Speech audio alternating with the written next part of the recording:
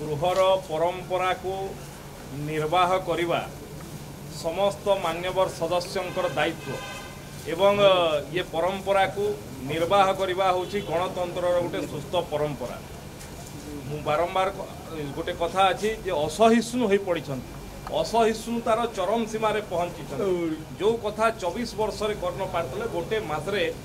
Bharatiya Janata party नेतृत्व में मोहन माझी सरकार जो काम करुँच से असहिष्णु हो पड़ती जो भाया पानी बिना माछ छटपट हुए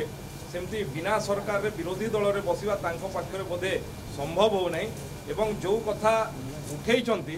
जे बिजनेस एडवाइजरी कमिटी गठन हवा कथा कौन हवा कथा कौटी चर्चा हवा कथा मु विनम्रतार सहित कहवाई चाहे जे